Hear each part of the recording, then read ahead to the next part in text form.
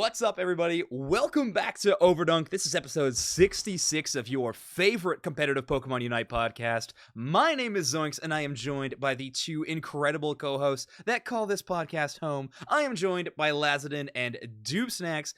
Before we move any farther in the show, of course, we have to issue a gigantic congratulations to Lazadin, as you are now holding the title of not just the current World Championship, record holder, but also the April Finals, April Cup winners for the North American region. So congratulations, Lazadin. How you doing? Thank you.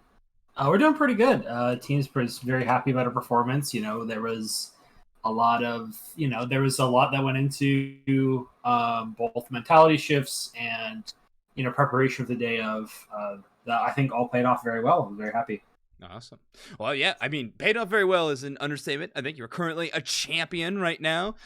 You are now the only team with 2 titles in the second season of Unite Championship Series. So Luminosity now winning February and April.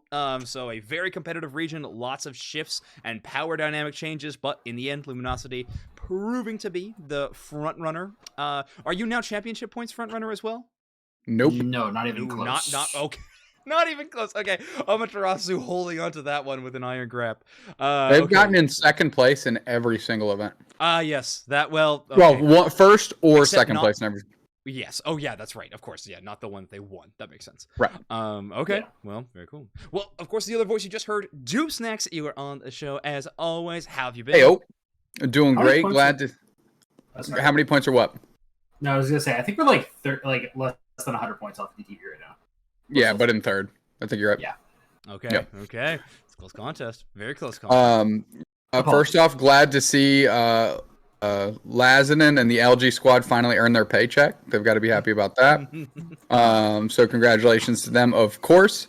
April Finals was kind of sick. Had a lot of fun. It was nice to see Nouns on the rebound. It was fun to see LG on the rebound and finally kind of both take those spots that I think a lot of people had earmarked for those teams specifically, and always felt like they should have been there. So that was exciting. It was nice to get to cast a Gudra game. That was a lot of fun. It good.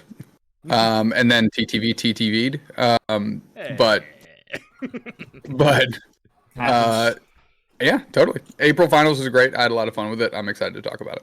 It was a sweet tournament. I think you were right. You hit the nail on the head there. It tossed up a lot of expectations within the competitive scene, at least within EU and North America. A few LATAM regions kind of had that sort of return to glory, 00, taking that top spot yet again in their series. And of course, I don't know how much we're going to talk about it on this podcast episode, but the Eastern regions are now really hitting the ground running in their Unite Championship Series. And we used to be Macro in Japan winning the first one, which was a lot of people's expectations. So I don't know, just kind of a return to form, and in a tournament that a lot of people can kind of turn away from or like lose attention on. We have a big mid-season spike in EOS, and then there's a couple of tournaments that kind of fill that time space between then and the regional final. So oftentimes we can see a bit of a turn away, but I don't know. I think the expectations were really shaken up, and it was exciting to watch as a viewer. Obviously, I was watching this at home. I know doobsnax, you just said you had a ton of fun casting it and getting to be a part of it, and then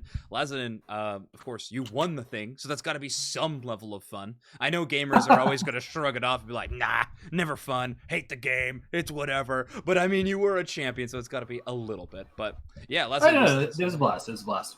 Cool. Both waking up early that morning. Like I set an alarm nice and early so I could catch EU. Maybe see if they had anything special going on. There wasn't really like a whole lot that we could pick up from. We didn't like using any of that knowledge, but it was still fun.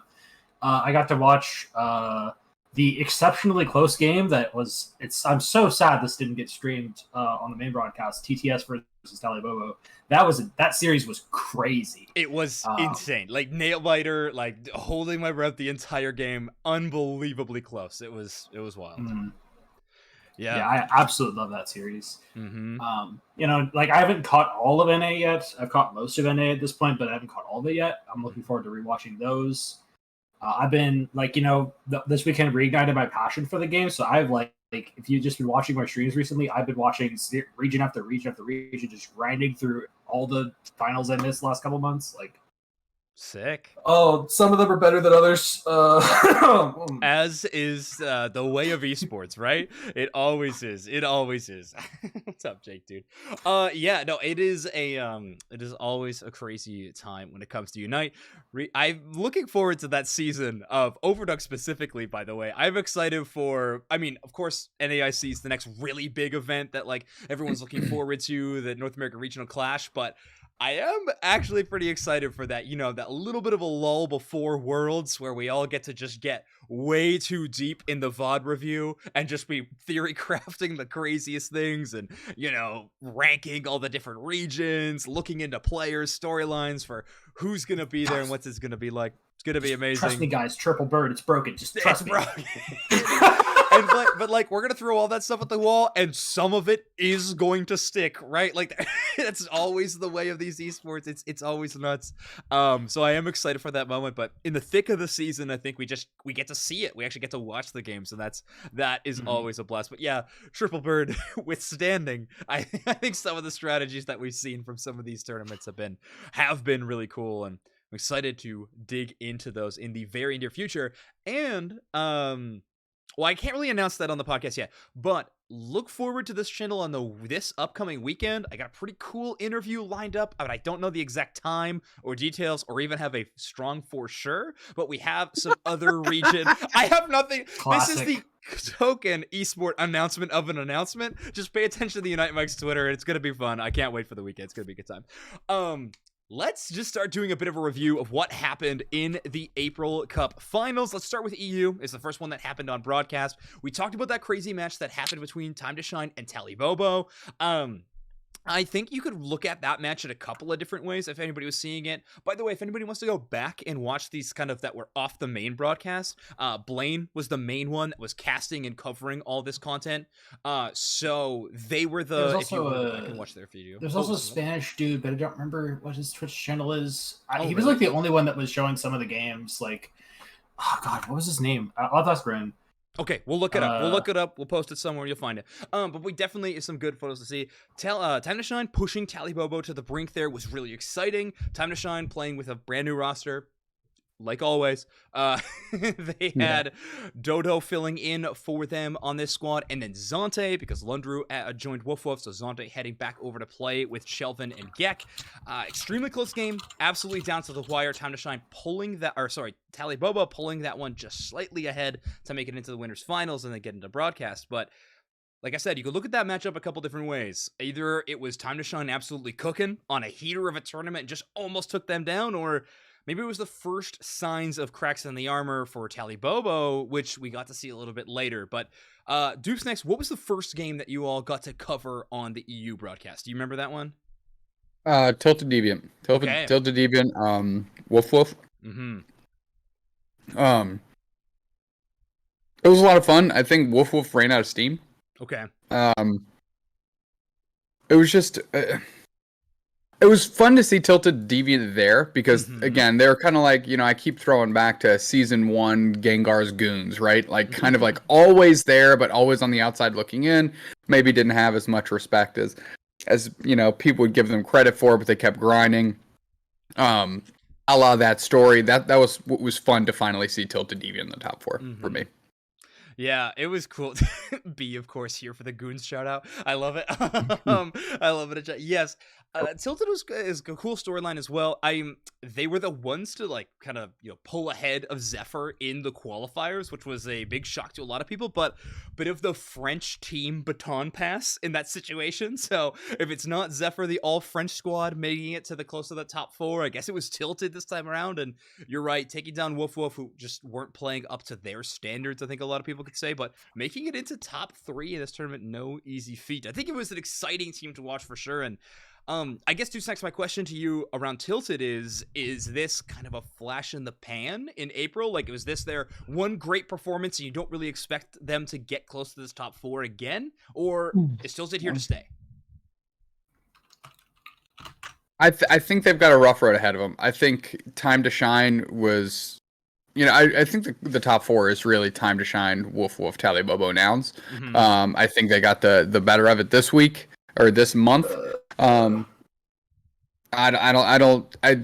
in it's hard for me to put my eggs in that basket. Let's just say that. Fair enough. Lazadin, any thoughts on Tilted or any of these squads kind of in EU? I know you didn't have a chance to watch all the games because obviously you were preparing for your own tournament that day, but any thoughts on this EU setup before we start talking about winners and grands? I agree. There was a pretty clear top four. I think that was, like Tilted. They played pretty well. They brought their own unique strategy to the table with the Cinder Race. That was really, really cool to see. I don't know what the future looks like. I have heard some rumors that there's a behind-the-scenes clown fiesta happening in Europe right now, so God knows what May's going to look like. So we'll have to see with that. Tilted definitely, but like, hey, if they're one of the teams that's not affected by it, like they could break that top four. You never know. Yeah. Yeah, that's true. If they can withstand their storm. So that is one thing we have to mention here in the podcast. But again, this is something I can talk about but I have no information on, which is just becoming my token move on this show. There's rumors of many roster changes. The winners of this month of Nouns Esports have been rumored to be stalwart and unchanging this time around, but there's a lot of rumors about roster swaps. I don't say who or what. Who knows? I do not know a single other team besides Nouns that got top 8 that I did not hear about a rumor for a roster swap for. And let me just double down on this word, rumor, right? Okay. Rumor. It's not canon until it's Twitter. Not even then actually sometimes. And if the Battlefy sign-up changes, then I'll believe it. But there are a lot of things rumored to be shifting into you. We'll probably talk about these in a future episode. Again, announcement of an announcement. Welcome to esports. Let's talk about a rivalry matchup for the ages that is in EU and Talibobo versus Nouns. So we got to see this matchup a couple of times. And Nouns came away with it twice, soaring ahead, of course, taking down the championship. The curse is broken. No longer are Nouns cursed. They're back on top. It's been many, many a moon. Kirk, doobsnax, you were casting this matchup. I mean, what did it look like? Was it just Nouns on a heater, Talibobo faltering? What were your thoughts as you took away from this great final matchup? Nouns seemed much more on the same page, to be quite honest. They felt like they were in a good groove. The chatter was up, they were letting each other know where they were. It felt like nobody was like, that was the big thing with Nouns. It kind of felt like against Talibobo, there's just always one player that was getting caught out, whether it was a Desu, Gatlu, or Sixties. That's kind of like one of the three that we saw in AOS, in the AOS Cup. For me, that was like, they're the ones that just got caught. And then it was just like collapsing on that because they're each a pretty important cog in that machine. Right. Nobody was getting caught. They're playing behind Bruv, which is pretty freaking intelligent. It's a good call, yeah. And it looked good. So, Geese was doing what Geese needs to do to keep the team standing, and they weren't getting caught out without those two there to get their back. So, I mean, it looked solid. On the other hand, Talibobo was getting a little goofy with it. They had their goofy shoes on, and maybe just so used to cruising, they were exactly in that cruise control. I thought the way they dispatched Tilted Deviant showed some promise, but when they stepped back up, I think, Nouns was still focused in, dialed in, ready to go, and it just wasn't their month this time. Yeah, but it was Nouns. It was Nouns indeed. Yeah, I completely agree with you. For the difference we've seen from Nouns from AOS to April, obviously second place to first place, not a huge numerical difference, but when you watch the tape, I think you can really see a huge difference in how this team plays. And you called it out perfectly. I think the communication just feels a lot better on this squad. Not getting caught out. It didn't feel like Gatlu felt pressured just to win the game by themselves. They felt like they were, playing off each other, capitalizing on the poke damage that Sixties can do. It felt like a little more coordinated from the Nouns squad, and that was just one of the key ingredients to make them untouchable in this grand finals, in my opinion. Lazadin, did you have a chance to watch the grand finals? I know timing wise this would have been tough for you, but that one rewatch or anything like that?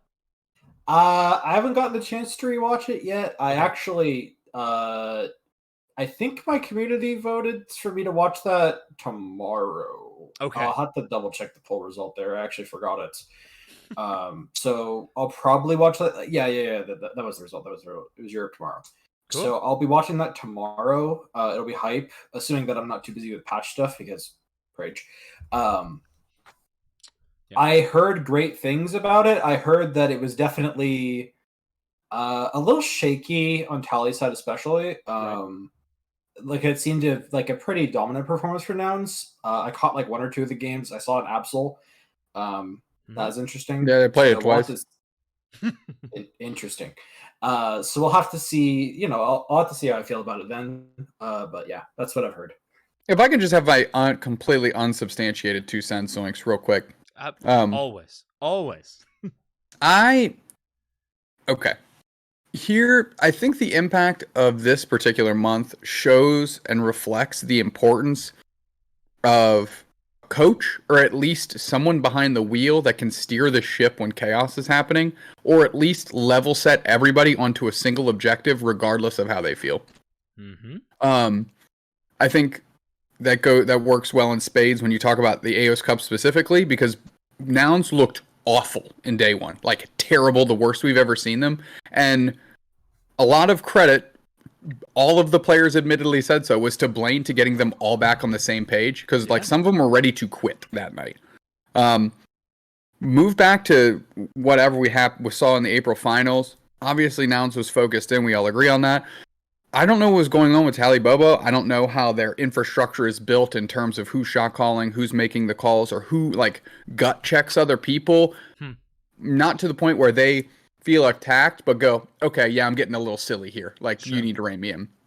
And maybe that's why the Absol back-to-back, because like Utah came unglued in game 1 or game 2, whenever it was with Absol, and it looked really good. It looked really good for what they were into, and they like last picked it. But it didn't look like that in game 3. It looked abysmal. It looked good because it's on Utah, but you know what I'm saying. Like Utah could have been on a multitude of other things and facilitated many other angles, but maybe it was just Utah saying, hey, yo, I'm grooving on this right now. Like, give it to me. And nobody really wanted to just say, like, look, you can groove on almost any Pokemon in this game. Like, let's get you set up for success here, boy. Like, let's win something. Okay. So I don't, that's just me kind of spitballing and to the natural value of coaches, or at least somebody at the helm that can direct that. And I just don't know who that is on Tally Bobo. I'm not saying they don't have it. I just don't know who that is. Okay. Yeah. Or it maybe if they, I mean, we don't really know the intangibles in that situation, but rather they weren't, if the intangibles were there, they weren't showing themselves in a great way in this tournament. So even if they are there, they need to be stepping up in a big way. I think you're right there, Kirk. Lazadin, can you speak to that in a way, not maybe to Tally Bobo, we've talked about them a lot already, but on your own team, and when you're, you know, I know you're in comms a lot of the time for Luminosity, especially during practices and scrimmages and stuff. Is there a specific player on your squad that you're like, oh yeah, they are like the rock, like if Mental's boomed, they're the ones bringing them back, or they're the ones just being like, listen, we got to make a decision. This is that decision. Yeah. So when it comes to like, it's different for in-game and out-of-game, right? Like, we don't have any like the video that of our comms was never published for some reason. I'm not sure why. But Rin is the most consistent like shot caller in game, and out of game, the team leader is Curious. Like all in all. You know, obviously, like I step in when I'm needed. I don't have the same level of how you say, like, you know, like even though I've been with the team for some time, like obviously, like Curious has been there since day one, so like there's some level of, I guess, pecking order. But he's definitely the one that everybody at the end of the day, like they'll listen to, and like he's the one who tries to get us refocused. Sometimes he himself needs refocused, but like that's the ideal. I don't know if Tally has any support staff. I don't think they do. From my knowledge, they do not. And I think I know like who their primary person might be, and if it's who I think it is, then they were kind of busy for the last couple of weeks, so that might have something to do with it. I'm not sure. Well, yeah, I mean, we've discussed this with them. We've had them on the show and interviewed them before. Obviously, Zervis is like a really big in-game shot caller for them. It's kind of like he's been given the title of team captain by the squad and everything like that. But you're right, he has been very busy, like military things like that. So maybe there are some things that we could say caused this. But I don't want to put all the blame on one player. Right? Obviously. These are clear, evident issues that we can see. So the Storm's got to be communication is an X player game, and the X is like however many people are on the team, right? Like it's a Right. 7 or 8 player game for us. It's Sure, probably a 5 player game for them. So when you're winning, it's easy to everybody make calls and follow. But when things are tough, like, and that kind of goes back to the whole shot caller mentality. We know, like, just Zervis is always yammering, right? Always talking. Maybe the big macro moves or when to go and whatever, doesn't matter. But when things are going sideways, if he's saying something and people are just falling off of that wagon because they just took an L or something and they were listening to them the whole time, right? Then, like, that's when your resolve needs to grow, not falter. Because if it falters, there's a good chance you're going to lose. And if you buckle in line, at least everybody's on the same page. So if you lose, you can look back and say, okay, we were all moving together on this. This is why that was wrong. But if everybody's everywhere, running around with like chickens with their head cut off, you can't really isolate what your problem was because there's so many problems that aren't actually game specific. They're team dynamic specific. Sure. So, then you can't even assess the real issue of why you're losing the games when you're on the same page because you're dealing with all this other BS on the side. So, yeah, I don't know. This all kind of kicked off with me just spinning the yarn here and just spitballing. But nobody likes the rivalry more between Tally Bobo and Nouns than me. I think it's a great story for the game, period. Yeah. So, I'm here for it as the day is long, for sure. That's true. And it is crazy that, like, Tally Bobo has just been so dominant, such a crazy force, touted as probably one of the best teams in the entire world, if not the best team. Like, we've done that for so long that it's just, we have so much more to discuss about how did they get second than we have about how did Nouns finally find a way to get first again, and it's that's just the mark of an amazing rivalry and like how crazy it is. Like, these teams are so incredibly good and we expect so much from them, and I know for a fact they expect a lot out of themselves as well. So looking forward to May. I think this rivalry is going absolutely nowhere. Maybe there are changes coming, maybe there aren't, but I do think Nouns versus Tally Bobo is going to be a cast that will be happening for many, many months in the future. I think it's going to be good stuff. But with that, let's pivot to North America. Obviously, we started with this at the top of the show. Lazadin, your team was able to take it home. Luminosity Gaming now having 2 monthly titles. So why don't you give us a bit of a tournament recap here? Obviously, you were there. Yeah. So first round, who were you up against? What did that round look like? So I said on the show last week that my bold prediction was that we wouldn't drop a single map, which is kind of funny because we dropped the first map. Okay. Get it out of the way. Break it. Get it out of the way. Good call. Wait, hold on real quick. Was my bold prediction something about GT? Yeah, I think remember. You said GT top 4, right? Or no, I said GT top 4. Hold on. Yeah, that was my bold prediction. Nice. Well, one of these days we'll write these down, and then we'll know. We could go back and listen, and somebody could fact check us, but do not do that. I don't think that's possible. Zoinks said GT third. Well, guess what? Boom, nailed it. Yeah, I'm sorry. All right, anyway, it's just part of my natural. So I should have predicted us to lose the first match because we did that in February too. Anyway, who were you playing against in your first round? We were playing on YouTube. We got Team YouTube first round. Okay. We had a couple different plans going in. We tried a kind of double speedster comp in the first game, and it was going well until it didn't. Getting a little nounsy, were ya? Okay. Yeah. Okay. it was going well until it didn't. Like those kind of comps are very volatile. If you throw your lead, it's kind of gone. Yes. Yeah. So you were that's how we lost that game. Thin front lines. It's rough. And then they picked Pikachu, and we won that game. And I don't have much to say about that. But yeah, the second and third game were a lot more clean. All in all, not too much complaints about the series. We kind of, like, after the first game, we kind of just did not play that comp for the rest of the day. We just didn't feel like we were confident on it on the day. I don't think last month's LG would have done that. I think we probably would have ego picked it the second game, but progress counts as progress. I like it. Progress is progress. After that, we got TTV Run 2. The first game was a really close back and forth. They played a very heavy early game style, trying to snowball through top. Okay. And they played Eastspeed Luca. Eastspeed Luca is good. It does a lot of great things. It got ahead early, But the primary problem with playing an eSpeed Luca comp is Lucario is not Dodrio or Zoroark, and it has problems killing people after the 5-minute mark. Sure. So in the mid game, we played this really cool Blissey Sableye Espeon comp. And we got a lot of really good picks in the mid game with the Sableye, which then led to the Ray fight being on relatively even XP, just in spite of their earlier game victories. And then Overlord on Zoroark, just an absolute monster. Killed most of them, got the Ray. What a beast. Zoroark's good. Big shout out to Zoroark's very good. Obviously, Overlord is good, but the combination of the two is something scary. I will say that Pokemon is absurd right now. Yep.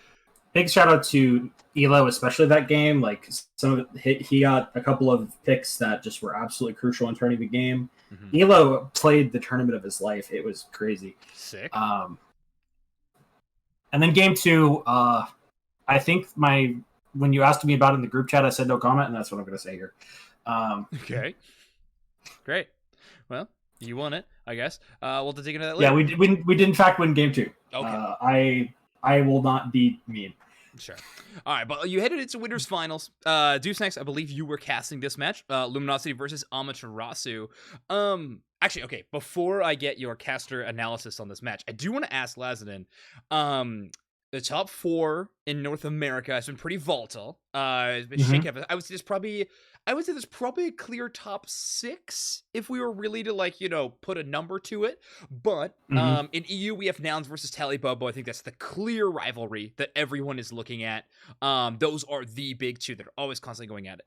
If Luminosity had to pick a rival, if LG is like, we want to beat this team more than anybody else, do you have one? And is it Amaterasu? I'd lean more on TTV overall, but I'd say that they're not that far apart. Sure. Okay. Well, you gotta wanna beat everybody. You gotta beat everybody with blah blah blah blah. I'm just trying to ham up storylines, and that's what I do. Because like if you think about we're a lot closer in points. There's a lot more personal connection there. Obviously Evo, the analyst for TTV is the other math card admin. And, oh yeah, cool. Coach fight. I like that. That's fun. Coach fight. Sure.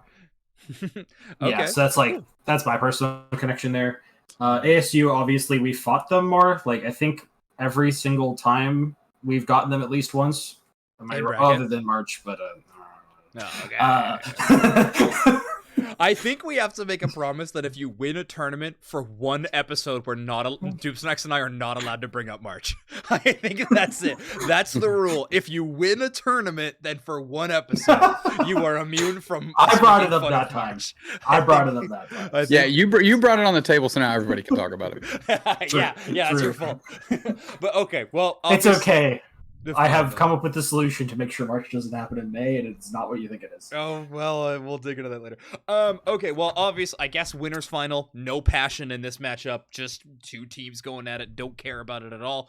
But Doobsnax, obviously, you got to cast it. Amaterasu versus Luminosity in the winner's finals. What'd you think of this match? It just, kind of to Lazadin's point, it just kind of looked like Luminosity was on one. They were to February form. Overlord seemed like the Overlord that we've been hemming and hawing about for the last 18 months or whatever. So it was great to see that level of Luminosity back, because it's always good to have a team like that. I'm still confused by that flip.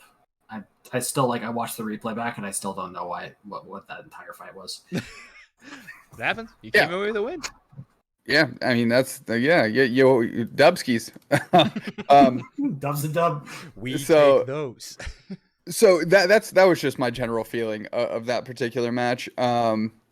Amaterasu, I think they've solidified themselves as the NA boss, because they always I know the month they won has I put an asterisk to it because of the wonky scenarios that came through. They still won, of course, give them their props. But it feels weird when LG isn't in the top 8 of that to contest for that title, admittedly.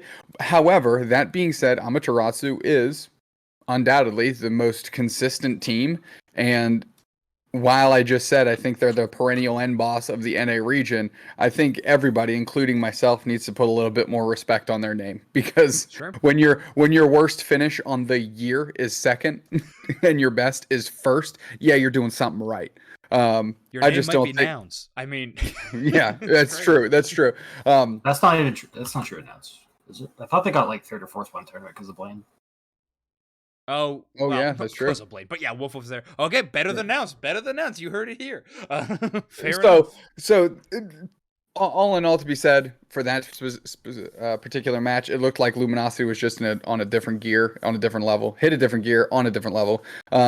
But I do think, as we talk about the GTs, the TTVs, the LGs, even Team YouTube gets talked about more than Amaterasu. And Amaterasu is just chilling there. Like, I mean, we are leading this region in CP. We are always in the grand finals. So all of us, I think, can do our best to put just a hair more respect on that name. So fork 'em up, forks up, whatever you say. ASU, good for you. Hashtag for 'em. Love the Sun Devils. They Oh, are Devils.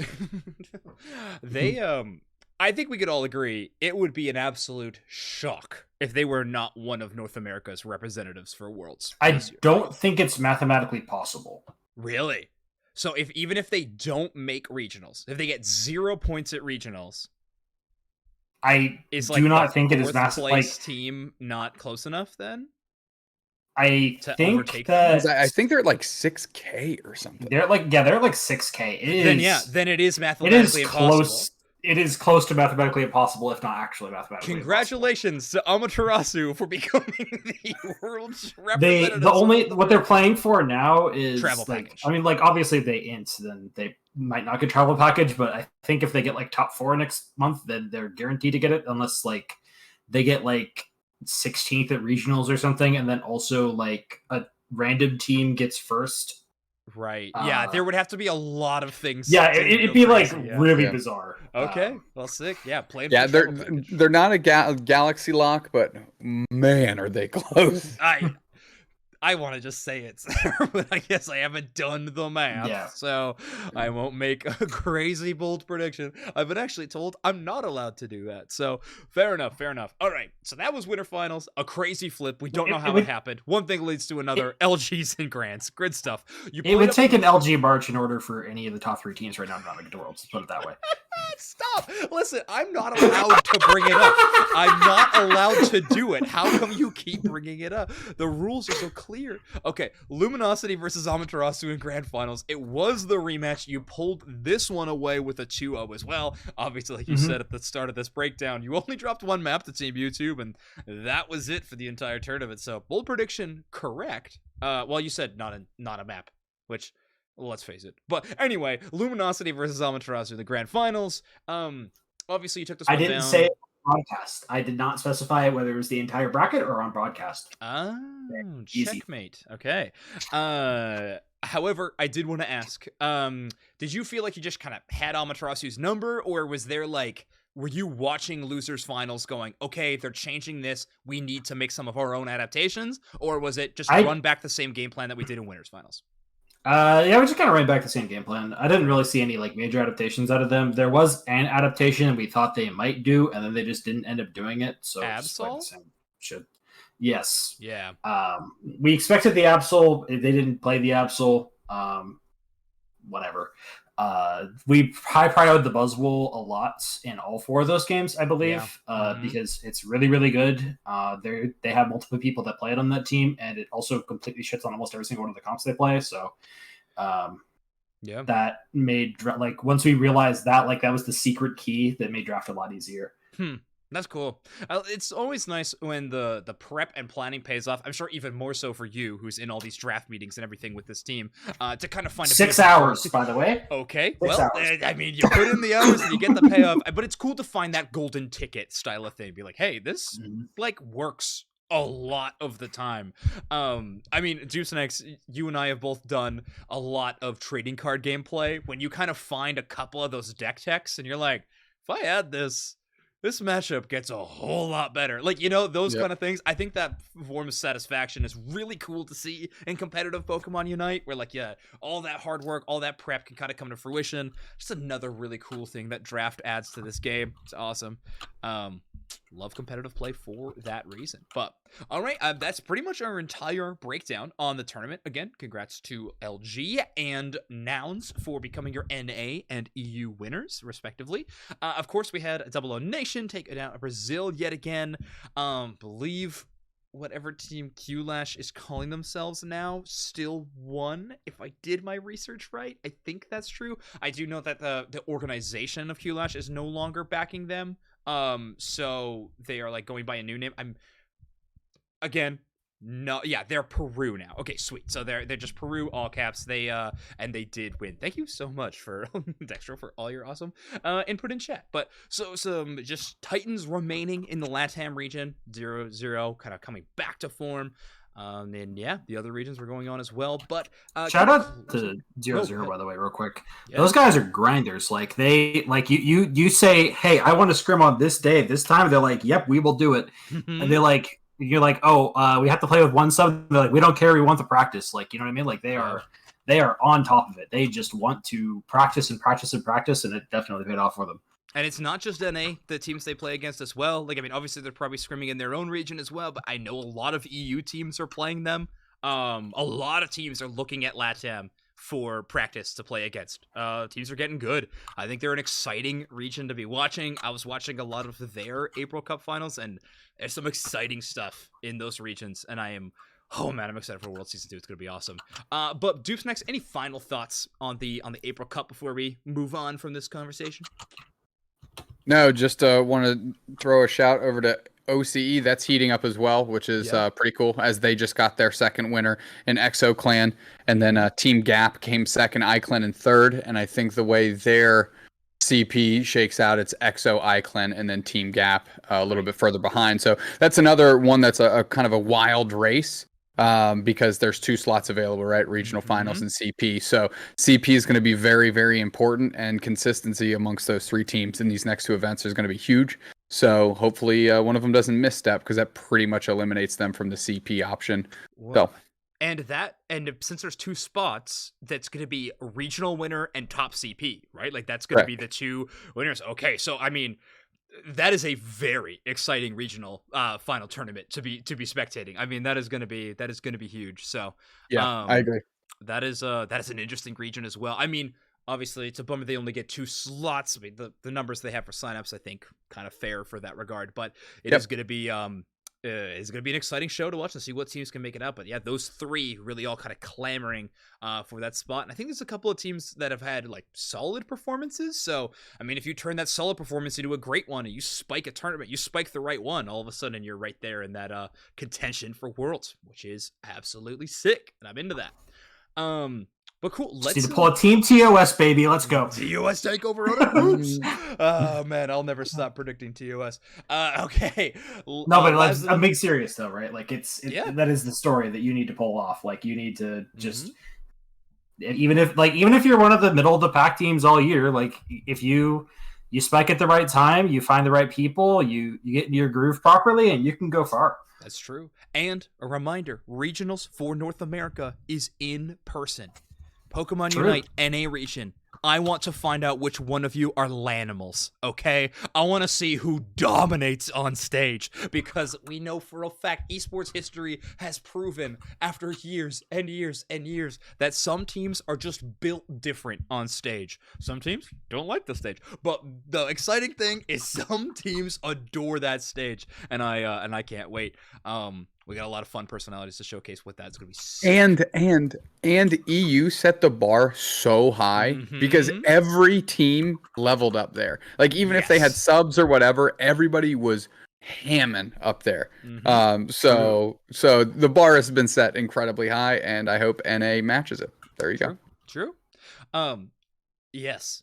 Okay, let's jump away from competitive for a little bit, and let's talk about the game of Unite. One thing that we are all waiting for, as the stream title says, please patch, please, anytime, whenever you want, just please put it in the game, please.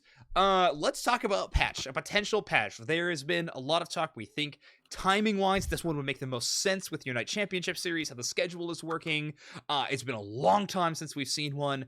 We have a list of bugged Pokemon that aren't allowed in tournaments. There is a lot of things we'd love to see change. Some Pokemon are obviously taking over the game. It is wild out here. I think that we should all go around and just gotta give our big old patch wish list. What are we looking for the most out of this one? Lazadin, anything that just top of mind, what are you hoping for in the parade? Please nuke half of the fucking roster. Holy shit. Like, Okay. the difference between the number 1 and number 2, like, the difference between, like, the top of the roster and the bottom of it is actually crazy sometimes.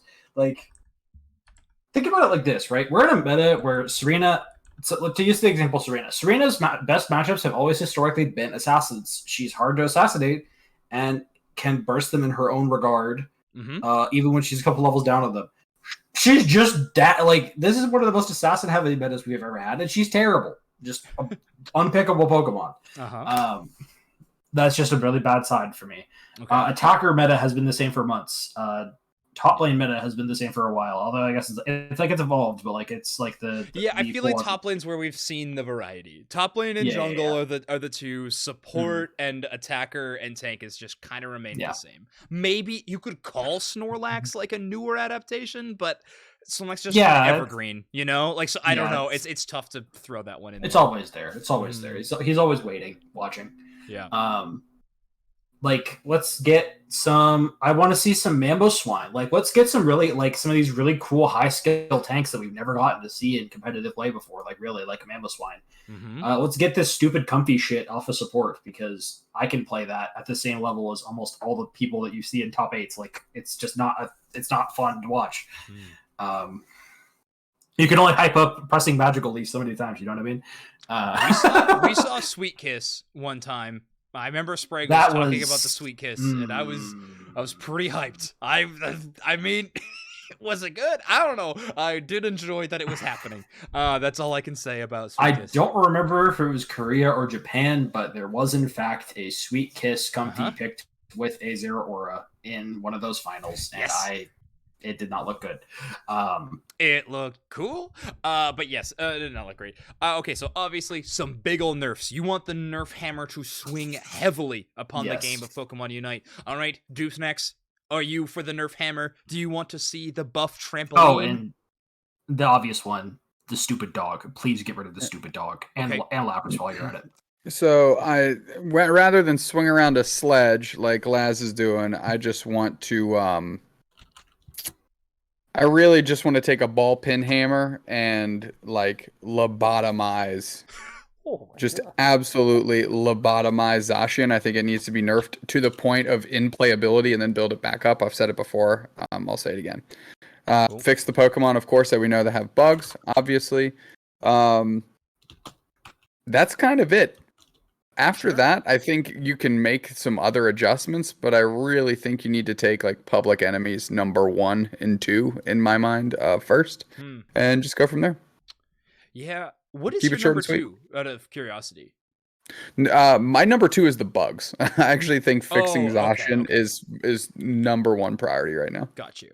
Yeah, because Zacian number 1, I think it's kind of out for debate whether people have Comfey or Lapras as that like second floating tier that needs to be changed. Lazadin, how about you? Would you say that like Zacian obviously number 1, but like Comfey or Lapras, so which one needs to be adjusted more in terms of in terms of raw power, I think Lapras is more powerful than Comfey. In terms of game health, I think Comfey needs to be adjusted more than Lapras.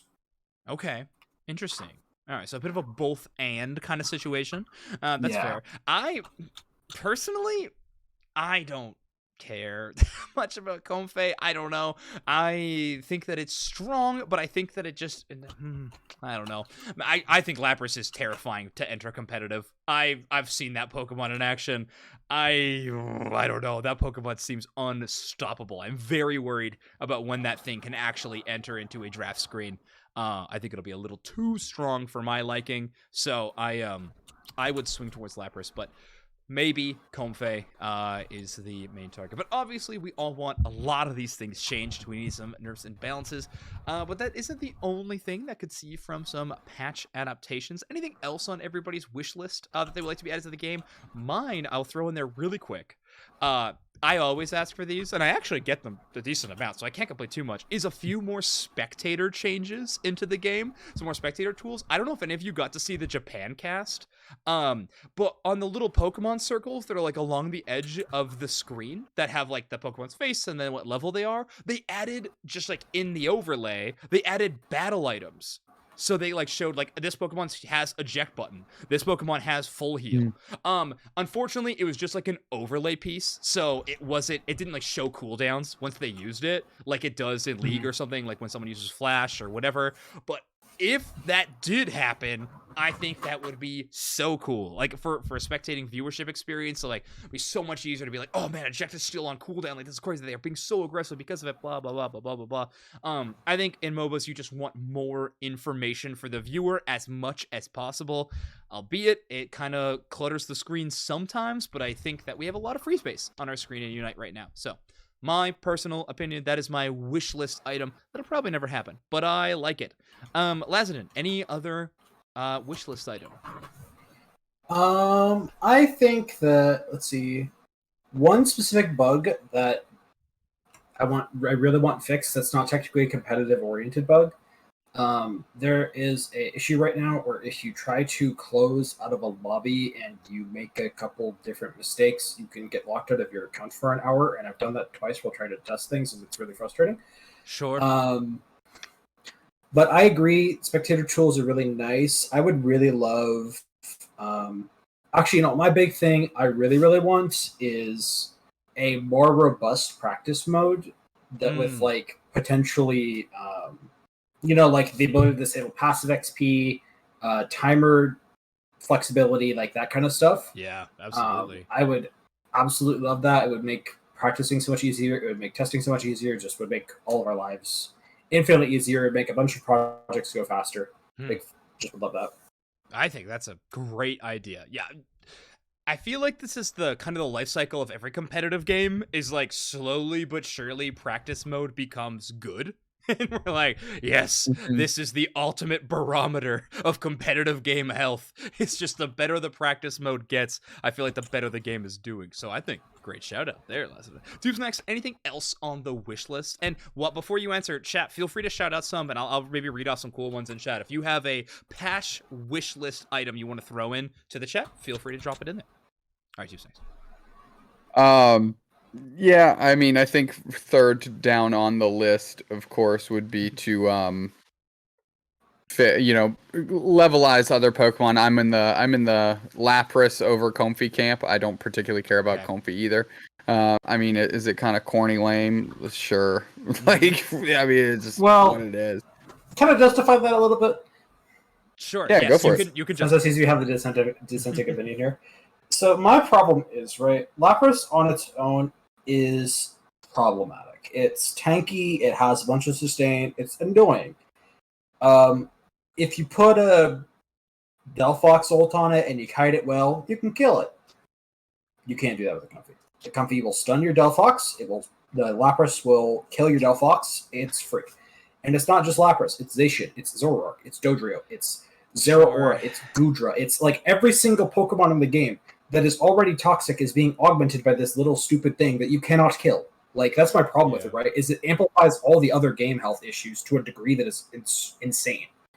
Why does it stun? Why does Magical Leaf stun? It's so crazy. Yeah, I guess usually my barometer kind of ends up what is more frustrating to play against. And you're right, I do think Comfey is the more frustrating one across the board. But when it's paired with something like that, so...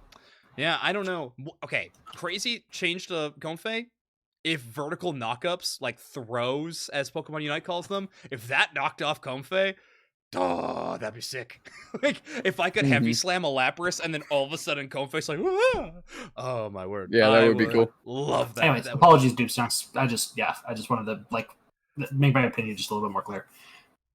No, like I agree that it is in the wrong spot. Yes, I think we can all agree there, yeah, for sure. Yeah. Yeah, I definitely agree that it's in the wrong spot, without a doubt. I just it's kind of like corny strong. So like I just think there's other Looney things to Tunes be. strong.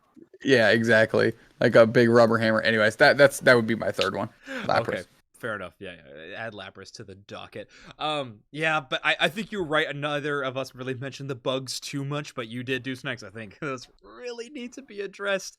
Gatlu put out a great tweet on Twitter with kind of their wish list for the game that they wanted to see changed, some problems that they were having. I think that if you're like I don't know, if you're a person who likes to go on social media and signal boost things that you feel like will help the game, I think you're pretty like safe and well off retweeting and just kind of going along with Gatlu's post. I think there's some really good things said. It was a really great competitive and community figure. I think if there's anything that's going to try to make a difference and make waves, it's going to be something like Gatlu's post. So I would encourage you, if you want to see big changes in the game and you want to help out in a social media kind of way, go support Gatlu's post that he put out there. I think that would be a really good kind of banner for a lot of the competitive people to fall behind. And I know I did. And a lot of people, obviously, the post got kind of huge. So, yeah. That is pretty much all I was saying. I've seen just a lot of things about just get rid of Comfey in chat. Full heal buff. Yeah, a lot of people complain about the crowd control in this game. I don't think it's too absurd, but I know it's definitely getting way more prevalent. So yeah, I think that could be something. Buff Aegislash, so down. I love the sword. Big fan of the sword. I would really enjoy to see some. I saw a make X scissor one shot Kappa. No, I'm no Kappa. Make X scissor one shot. Make it the only one shot in the game. I'm into it. 100% execute. But yeah, I think those are all really good ideas. We'll definitely be talking about patch more on the podcast, especially if we get one tonight. I really hope we do. I hope the summoning circle comes to fruition here today and we get to see one. But I think that is going to bring us to the end of our Overdunk episode tonight. It was a lot of fun. Thanks for hanging out in chat, everybody. And then, of course, my two co-hosts. Lazadin, is there anything you want to shout out? I know you're doing a ton of VOD review on your channel, so where can people go watch these great review footages that you do? Okay, so one way or the other, I'll be streaming it like fucking 1 a.m. tonight because that is the usual patch time. Okay. Or like, sorry, if the patch actually comes out tonight, I'll be doing it tonight. There will be a patch stream if the patch happens this week. If it doesn't, then there will be a Honkai Star Rail stream because I said that I would do $50 worth of polls if it doesn't happen this week. I am that confident. Okay. Again, I told everybody that we were doing no free shoutouts, so Lazadin, you better have a check from Honkai Star Rail on the way to me right now, because I said we will not be mentioning that game unless I get a paycheck, but whatever. Continue. My bad. Yeah, so I'll be either way though. Tomorrow night we're watching Europe. After I finish, I already finished Japan. Watching Europe, probably APAC after that, and then the new Japanese tournament, and then maybe NA, depending on how many times I stream this week, and if the patch comes, Rage. There's a couple of different things I have in the works for next month that I'm still not 100% sure about. Announcements of an announcement. I like it. Very on brand. We're doing it. Of course. The esports special. And I think that's it. Oh, wait. Yeah. I will be playing in next month's qualifiers. We'll probably be streaming most of that run. It'll be fun. I'm not playing with LG. I think if we get top 8, I auto DQ because of that, which is funny. Cool. But we'll be playing with Breadbox, Jen Marvel, Ruby, and Emily. Or sorry, Bat O in the Twitch chat. That's a pretty good team. There's like a very way higher than 0 chance that you make top 8. Yeah, I mean, what's the team name? What's the team name? Yeah, it is being workshopped. Gen Phone is currently on podcast. Gen Phone. Gen Phone is currently the work in progress. That's way too good, though. I wanted it to be Overdunk Podcast live Tuesdays at 8 p.m. Okay, can I go on a tangent about that real quick? About just like ridiculous gamer tags? Okay. I'm hijacking your moment, Laz. I apologize. You know what? Finish your moment, and then I'll say mine. Yeah. We'll be like starting practice. Maybe we'll stream it, maybe we won't. You're That's up to practicing? Hubby and Genfield. Oh my word. Well, I mean, like just laddering and shit. Like we're not Okay. like taking it seriously. We like if we're gonna play any scrims at all, we'll just like for fun friend scrims, like whatever. Okay. But yeah, we'll have some fun. If we make it top 8, then I hope we have an alternate in the roster because according to the rules, I am not allowed to participate. All right, well, shout out Genphone, I guess. All right, go ahead, doobsnax. Okay, so you just mentioned like, hey, I really wish your team name was Overdunk Podcast. Tuesdays at 8 on Twitch, whatever. So back in the day when I was doing Super Rodcast, Zoinks, you remember this? Nobody in our chat does, but it was essentially a podcast about the Pokemon TCG. At the time, there was 2. There was PTCG Radio and us. That was it. Mm-hmm. Anyways, my buddy, the friend of the podcast, Michael McClure, goes to, I think it was Anaheim Worlds, Pokemon Worlds, but it was in Anaheim, and he goes there, and it was the first year Pokken was released, and they had last chance qualifiers. So he goes and he plays in a last chance qualifier and wins it, and he's on stream because it's a last chance qualifier, and this is like to see who qualifies for Worlds. And he made his gamer tag on screen Super Rodcast. Awesome. To make this story even better, Michael McClure never bought the game. He only played the demo, so he only knew how to use Pikachu with the Eevee companion, and he beat everyone. That's how he practiced. He just practiced Eevee with Pikachu with the Eevee companion, and people were like, "Yeah, why are you using Eevee companion here when you could be using like, yeah, I just don't know any of the other ones, so I just playing this." And he won the last chance qualifier. Free to play gamer, I love it. Awesome. It was like just the best story. The dude's just an S tier human. But you saying that about the team name made me think of that. If we're wrapping it up, peace, love, and hugs. Everybody follow at Unite Mics on Twitter, but definitely take a moment to check out my Twitter and look at the sick AOS Cup sign I have at my house right now. True. Very good. That sign Very is sick. good. Awesome. There is rumors of you having another photo though. Jake was talking about it. I do think that should also get posted. Not gonna happen. I think everybody, if you're not gonna ask doobsnax for that photo, what you should do is of course go to youtube.com/UniteMics and follow, subscribe there. All the episodes of Overdunk are up there, as well as our tournament series. Doobsnax individual podcasts are also up there. All that good content's over there. And then if you're following on a podcast catcher, podcast listener app or device or something like that, 5-star review goes a long way. But I think that's everything for us this week. Thank you so much for listening to the 66th episode of Overdunk. We'll be back next week with hopefully more patch talk. See you later. Goodbye.